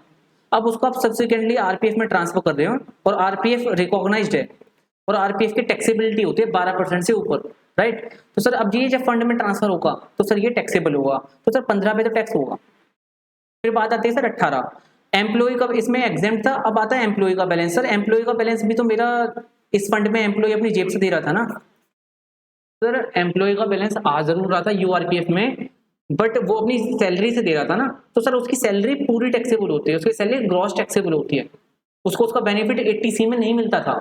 आप भूल गए, उसमें 80C में उसको बेनिफिट नहीं मिलता है। तो मतलब जो अपनी जेब से वो दे रहा है, जो अपनी सेविंग कर रहा है, अपनी पहले 100 रुपये कमाए, 100 में से 10 रुपये यदि वो अपने सेविंग अपना पीएफ अकाउंट में सेव कर रहा है, तो उसको उसका कोई बेनिफिट नहीं दे रही थी गवर्नमेंट, ठीक है, उसको कोई डिडक्शन नहीं दे रही थी, उसकी 100 रुपये की इनकम ही टैक्स लग रही थी। तो सर इनडायरेक्टली बोले 100 में से ही तो वो 130 में से तो वो मेरा कंट्रीब्यूशन गया था, और जब मैंने ऑलरेडी 130 उस एसएससी पे टैक्स कर दिया इन एवरी ईयर, तो सर वो जो मेरा बैलेंस 10-10 रुपये इकट्ठा हो रहा था वो ऑलरेडी इसमें शामिल था, और ये टैक्स हो चुका है। तो सर जब हम इस बैलेंस को ट्रांसफर करेंगे तो सर क्या दोबारा टैक्स करेंगे क्या? उस पर दोबारा टैक्स नहीं होगा। तो सर 18 नहीं होगा, इसीलिए 33 तो है नहीं, आंसर आता है सर 15 लाख। Right sir. तो ये थोड़ा कॉन्सेप्ट, बेसिक कॉन्सेप्ट आपको क्लियर करने बहुत जरूरी है।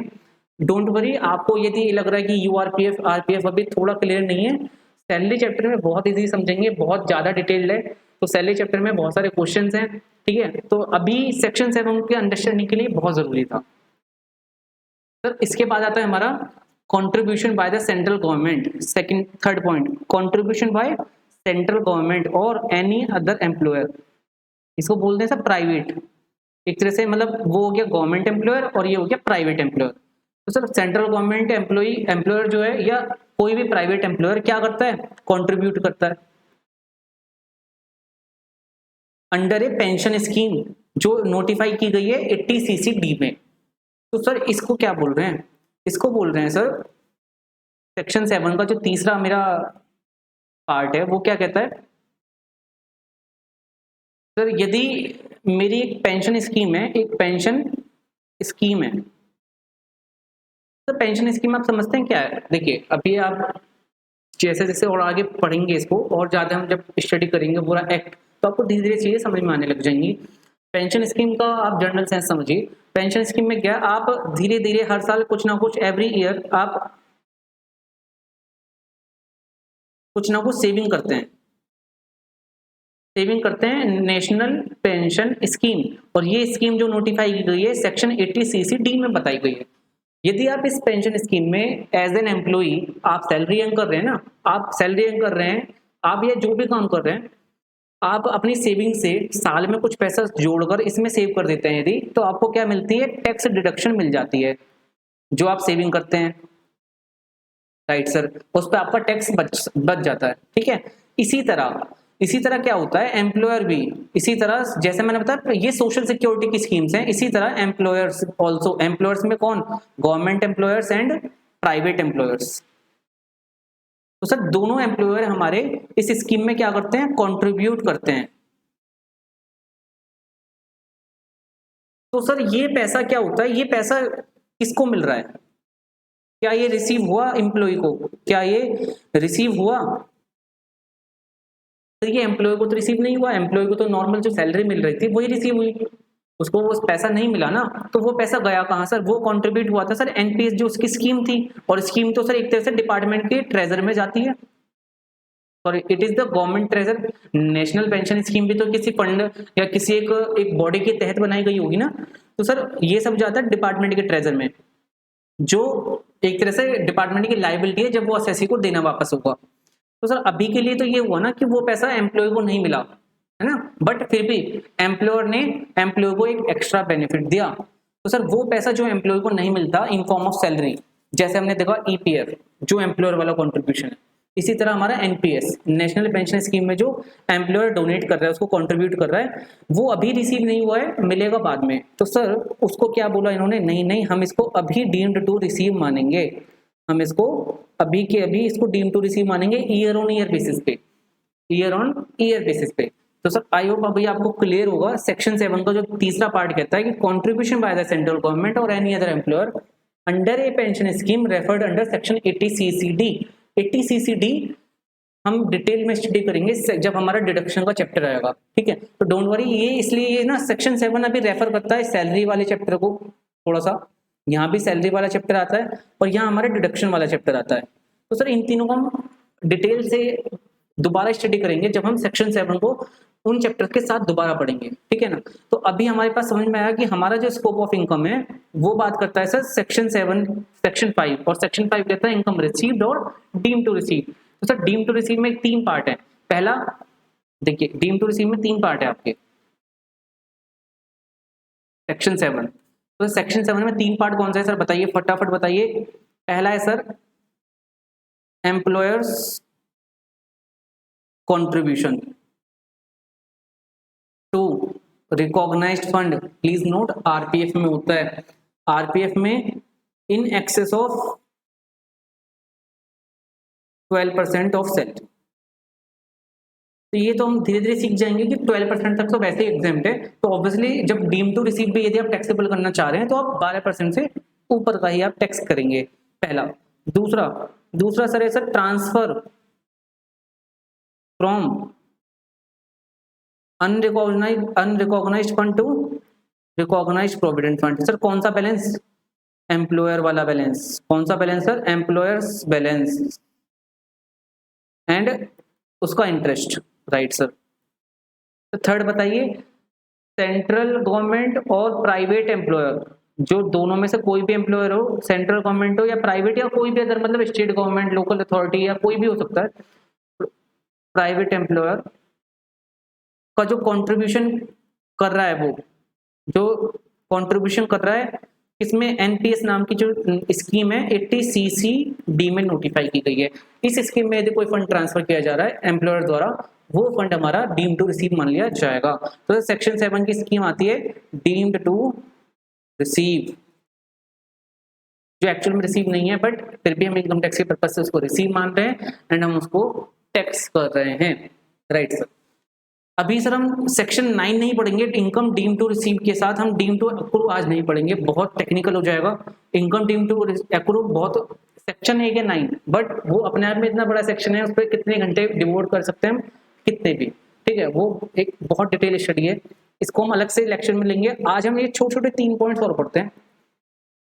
देखिए होता क्या है, जब गवर्नमेंट एक्ट इंप्लीमेंट करती है, मैंने आपको पहले चैप्टर में बताया था, सर्कुलर्स आते हैं, सर्कुलर्स लाते हैं क्लैरिफिकेशन के लिए, सर्कुलर्स लाते हैं लोगों की परेशानी दूर करने के लिए, स्टेक होल्डर्स की डिफिकल्टीज रिमूव करने के लिए। जब कोई सेक्शन इंप्लीमेंट किया जाता है तो प्रैक्टिकल स्टडी, प्रैक्टिकल ग्राउंड में क्या होता है, प्रॉब्लम्स आती हैं। तो इसी तरह इसमें भी इन्होंने कुछ 1-2 बातें बताई हैं, वो समझते हैं। तो सर सबसे पहले हम सी पढ़ते हैं। सी क्या है? Circular number 12, it is circular 13 I think and 17 of, 2 circular हैं 13, 17। इन सर्कुलर में क्या बताया? Clarify that income by way of salary received by non resident seafarers, इसको शॉर्ट में बोलते हैं सेलर, ठीक है, जो सेलर है, for the services rendered outside India on a foreign ship and received in his NRE bank account maintained with the Indian bank shell not B included in the total income. Sir क्या कहना चाह रहे हैं? Sir ये कहना चाह रहे हैं, देखिए इनकम बाय ऑफ सैलरी, तो सर सैलरी है, राइट। सबसे पहला क्या है? सैलरी। कौन कमा रहा है सर सैलरी? सैलरी कमा रहा है सर नॉन रेजिडेंट। कौन पर्सन है? नॉन रेजिडेंट है। और नॉन रेजिडेंट कौन है सर? सी फेरर, जो शिप पे रहता है, और वो सी फेरर है, और उसकी जो सैलरी है, ऑब्वियसली सैलरी क्यों है? क्योंकि वहां पे क्या जॉब कर रहा है, जॉब कर रहा है, अपनी सर्विसेज दे रहा है, सर्विसेज दे रहा है। जो आपकी शिप है, जो उसकी शिप चल रही है, शिप पे ही तो उसकी सर्विसेज है, वो शिप पे ही तो जॉब करता है, तो शिप चल रही है तो उसकी जॉब भी परफॉर्म हो रही है, ठीक है ना, जिस तरह से। अब ये जो इनकम है ना, इसको जो सैलरी मिल रही है, उसने बोला मेरा जो इंडिया में एनआरई अकाउंट मेंटेन्ड है। एनआरई अकाउंट क्या होता है वो भी हम बताता हूं मैं आपको। एनआरई अकाउंट में यदि वो सैलरी मिलती है उसको, तो उसको क्या मानेंगे हम? नॉर्मली तो हम कहते हैं ना, जैसे मैंने यूएसए वाला एग्जांपल दिया था, कि उसको मान लेते received India, received in India, but यहां हम इसको ऐसा नहीं मानेंगे। सर्कुलर में क्लैरिफाई किया, इसको हम include, not to be included, not to be included, इसको हम इसकी इनकम में हम ऐड नहीं करेंगे। क्यों? क्योंकि सर एक तो ये नॉन रेजिडेंट है, पहली बात। अब नॉन रेजिडेंट की तो वही इनकम रिसीव टैक्सेबल होती है इंडिया में, जो इनकम यहाँ तो इंडिया में रिसीव हुई हो, या इनकम इंडिया में अक्रू हुई हो, या इंडिया में डीम टू अक्रू आती है, डीम टू अराइज आती है, डीम टू रिसीव आती है। अब ये बंदा नॉन रेजिडेंट है, शिप पे जॉब करता है, शिप पे अपनी सर्विस परफॉर्म कर रहा है ना। अब इसीलिए इनको डिफिकल्टी हुई, क्योंकि हो सकता है इसकी फैमिली इंडिया में रह रही हो या कोई भी हो, तो क्या होता है, ये अपनी जो ये कमाई है, जो उसकी अर्निंग है, वो इंडिया में अपने एनआरई अकाउंट में ट्रांसफर कर रहा है। तो सिर्फ इसलिए ट्रांसफर नहीं कर रहा है, इसको एक्चुअल में यहाँ रिसीव हो रही है, फर्स्ट रिसीव उसकी इंडिया में हो रही है एनआरई अकाउंट में, तो उसको इन्होंने बोला उस पर आप टैक्स मत दीजिए, क्योंकि वो आप देखिए नॉन रेजिडेंट है, वो शिप पे जॉब कर रहा है, तो उसकी जो एक्टिविटीज हैं वो आप उसको डायरेक्टली इसको लिंक नहीं कर पा रहे इंडिया से, ठीक है। इसीलिए उसको इन्होंने बोला आप उसको एनआरई अकाउंट में ट्रांसफर, सीधा एनआरई अकाउंट में पैसा मिल रहा है, तो वो उसको सैलरी नहीं मानी जाएगी इंडिया में। सर एनआरई अकाउंट बेसिकली क्या होता है? फुल फॉर्म होती है इसकी नॉन रेजिडेंट एक्सटर्नल अकाउंट। ये क्या है सर? सर ये है आपका नॉन रेजिडेंट एक्सटर्नल अकाउंट। क्या है ना, इंडियन जो पीपल होते हैं, इंडियन पीपल क्या होते हैं कि इंडियन जब फॉरेन में जॉब करते हैं ना, फॉरेन में जाते हैं सेटल होने के लिए, तो फॉरेन में सेटल होने के बाद वो अपनी जो फॉरेक्स है, जो वो अपनी फॉरेन में अर्निंग करते हैं, तो ऑब्वियसली उनको डॉलर में मिलती है, सिंगापुर डॉलर में मिलेगी, यूएसडी डॉलर में मिलेगी, है ना, पाउंड्स में मिलेगी। तो इस तरह से उनको जिस फॉरेन करेंसी में वो अपनी इनकम अर्न कर रहे हैं, जिस भी कंट्री में वो रहते हैं, वहां से जो पैसा अर्न करते हैं वो थोड़ा थोड़ा यहाँ पे इंडिया में क्या करते हैं, रेमिट करते हैं। क्या करते हैं? रेमिट करते हैं। वो रेमिट किस लिए करते हैं सर? क्योंकि इंडिया में भी तो उसका कोई हो सकता है ना, इंडिया में तो उसकी फैमिली है, हो सकता है इंडिया में कोई उसके रिलेटिव्स हो, तो वो पैसा यहाँ रेमिट करते हैं, एक रीजन। दूसरा रीजन सर, वो रेमिट करते हैं टू अर्न हायर इंटरेस्ट, तो रेमिट करते हैं इंडिया में इंटरेस्ट अर्न करने के लिए, हायर इंटरेस्ट। सर क्या कह रहे हैं आप? Higher interest. तो सर क्या है, फॉरेन कंट्रीज जो डेवलप्ड कंट्रीज होती हैं, जो डेवलप्ड कंट्रीज होती हैं, डेवलप्ड कंट्रीज में इंटरेस्ट रेट होता है कम, 1% 2% के आसपास होता है। उसी के अपोजिट आप इंडिया में देखें, 4%, 5%, एफडी पे 7-8% तक हमारा ब्याज देखने को मिलता है। तो डेवलपिंग कंट्री है, क्योंकि हम क्या है, डेवलपिंग कंट्री, और हमें डेवलपिंग कंट्री है, और हमारे यहाँ डेवलपिंग का मतलब है ऑब्वियसली वी नीड फंड्स, हमें पैसा चाहिए, हमें फॉरेन करेंसी ज्यादा चाहिए। और आपने इकोनॉमिक्स में पढ़ा होगा, फॉरेन करेंसी का रिजर्व जिस कंट्री के पास स्ट्रांग होता है वो कंट्री की इकोनॉमिक भी धीरे धीरे स्ट्रांग होती है। तो अभी आप एग्जांपल देखिए श्रीलंका, श्रीलंका का लेटेस्ट एग्जांपल आपके सामने है, उसकी फॉरेक्स खत्म हो गया, ऑलमोस्ट फॉरेक्स खत्म हो गया है। कैसे? चाइना की वजह से। अब चाइना ने ओवरटेक कर लिया उसको एक तरह से ना। अब फॉरेक्स नहीं है तो वो कुछ भी फॉरेन से इंपोर्ट नहीं कर पाएगा। देखिए इंडिया डेवलपिंग कंट्री है, इंडिया में कोई भी चीज बाहर से इंपोर्ट करनी है, इंडिया में कुछ भी आपको बाहर से मंगाना है तो भारत सरकार को फॉरेक्स में पेमेंट करनी होती है। आप ठीक है, आपको फॉरेक्स में पेमेंट करनी होती है फॉरेन पार्टीज को। अब फॉरेक्स पेमेंट करेंगे कैसे जब आपके पास होंगे नहीं? तो सर फॉरेन करेंसी अर्न करने के सोर्सेज कहाँ से आते हैं? तो फॉरेन करेंसी अर्न होती है किसी भी कंट्री को, या तो वो एक्सपोर्ट करेगा या वो फॉरेन से एफडीआई मंगाएगा। अब सर एफडीआई मतलब फॉरेन से डायरेक्ट इन्वेस्टमेंट आता है। इसी तरह क्या होता है, हमारे जो नॉन रेजिडेंट भाई बहन होते हैं वो क्या करते हैं, एनआरआई जो होते हैं हमारे, वो एनआरआई विदेश में रहते हैं, विदेश में पैसा अर्न करते हैं, बट इंडियन गवर्नमेंट चाहती है वो इन्वेस्ट करें तो इंडिया में करें, इन्वेस्ट करें तो इंडिया में करें। इंडिया में क्यों सर? क्योंकि इंडिया में करेंगे तो इंडियन गवर्नमेंट को क्या मिलेगा? फॉरेक्स मिलेगा, फॉरेक्स मिलेगा। ठीक है, दूसरा डेवलपमेंट होगा, वो पैसा आएगा तो इंडिया में इन्वेस्ट होगा। इसीलिए क्या होता है, आरबीआई ने अलाउड कर दिया कि ठीक है आप एक non resident external account maintain कीजिए, आप non resident external account maintain कीजिए, इस अकाउंट में आप पैसा पार्क कीजिए। एनआरआई जो है अपना पैसा इस अकाउंट में पार्क कर सकता है बिना किसी दिक्कत के। इसीलिए ये अकाउंट हमारा यहाँ बनाया गया है, और इसका जो इस पे इंटरेस्ट मिलता है, ये मिलता है इंटरेस्ट, और वो नॉर्मली क्या होता है, टैक्स फ्री होता है, वो टैक्स फ्री होता है। ये भी प्रमोशन है, मतलब अरे सामने वाला पर्सन यदि इंडिया में सिर्फ हायर इंटरेस्ट के लिए आ रहा है और आप उसके जो ब्याज दे रहे हैं उस पर भी आप टैक्स ले लेंगे तो उसको नेट ऑफ टैक्स तो आपको बहुत ही कम मिलेगा ना, उसको बेनिफिट। इसीलिए उसको एक तरह से क्या है, प्रमोशनल है ये। ठीक है, आप इंडिया में फंड्स लाइए, बस किसी तरह फॉरेक्स लाइए, इंडिया को स्ट्रॉन्ग करना है, इसीलिए ये एनआरई अकाउंट बना है। तो आपको अंडरस्टैंडिंग हो गई होगी एनआरई अकाउंट की। दूसरा पॉइंट सर, इनकम एक्रूइंग और arising outside India shall not be deemed to be received in India. क्या बोला सर? जो इनकम इंडिया से बाहर अक्रूर अराइज हो रही है उसको हम इंडिया में रिसीव मानेंगे नहीं, तब नहीं मानेंगे, merely because it is taken into account in the balance sheet prepared in the India। तो होता क्या है सर, इंडिया में यदि कोई बैलेंस शीट बन रही है उस एसएससी से रिलेटेड, उस एसएससी को इनकम इंडिया वाली बैलेंस शीट में काउंट हो गई है, तो सिर्फ बैलेंस शीट में काउंट होने से वो इनकम इंडिया की नहीं हो जाती, ये यहाँ कहना चाह रहा है। दूसरा, income tax on accrual basis, income जो हमने टैक्स कर दी है एक्रूअल बेसिस पे, इनकम जो हमने टैक्स कर दी है एक्रूअल बेसिस पे, can not be assessed again on receipt basis, can not be assessed again on receipt basis. तो क्या कहना चाह रहे हैं, इनकम जो हमने एक्रू बेसिस पे कर दी है, मैंने बताया ना इनकम या तो एक्रू होती है या मतलब रिसीव होती है, तो कई बार इनकम एक्रू हो जाती है, रिसीव नहीं हो पाती। जैसे सैलरी, आपने 30 दिन काम किया, 30 दिन की आपकी सैलरी ड्यू है 7 तारीख को, एम्प्लॉयर ने देने से मना कर दिया, तो क्या आप इनकम टैक्स डिपार्टमेंट को बोलेंगे भाई मुझे सैलरी नहीं मिली है, आप मुझे सैलरी नहीं मिली है बट मेरी यहाँ एक्रू जरूर हो गई है और ड्यू भी हो गई है, मैं उस पर टैक्स नहीं दूंगा? सर वो इनकम एक्रू हो गई है आपकी, तो आपको टैक्स देना पड़ेगा। यदि वो सैलरी आपने एक्रू बेसिस पे टैक्स कर दी, मान लीजिए 4 महीने बाद उसको सैलरी मिल रही है कोर्ट के द्वारा जब सेटलमेंट हुआ, तो सर आप उसको दोबारा टैक्स नहीं करेंगे ऑन रिसीव्ड बेसिस। सिंपल सा कॉन्सेप्ट है, इसीलिए क्योंकि इससे क्या होगा, डबल टैक्सेशन हो जाएगा। तो सर अभी तक जो हमने देखा है, हमने सेक्शन 5 देखा है, सेक्शन 5 में सेक्शन 7 देखा है इसके साथ, और अब बारी आती है सेक्शन 9 की। सेक्शन 9 हम डेफिनेटली स्टडी करेंगे नेक्स्ट लेक्चर में। सेक्शन 9 इतना इंपॉर्टेंट सेक्शन है, इस पे क्वेश्चंस आते हैं। सेक्शन 9 की वजह से ही इंटरनेशनल टैक्स, ये बेसिकली नॉन रेजिडेंट को रेफर करता है सेक्शन, पर्पज ही इसका नॉन रेजिडेंट्स को इंडिया में पकड़ने का है। इंडिया से वो पैसे तो कमा लेते हैं बट उस पर टैक्स नहीं देना चाहते, तो वो उन्होंने बोला भाई जो इनकम आप कह रहे हैं ना इंडिया में ना तो रिसीव हुई है ना वो इंडिया में अक्रू हुई है, हम फिर भी आप कह रहे हैं कि नहीं हम वो मानेंगे आपकी इंडिया में ही अक्रू हुई है, हम क्या कर रहे हैं उसको डीम कर रहे हैं, हम उसको डीम कर रहे हैं, और इसलिए आपको इंडिया में उस पर टैक्स तो देना पड़ेगा। तो ये ओवरऑल इसका फ्रेमवर्क था।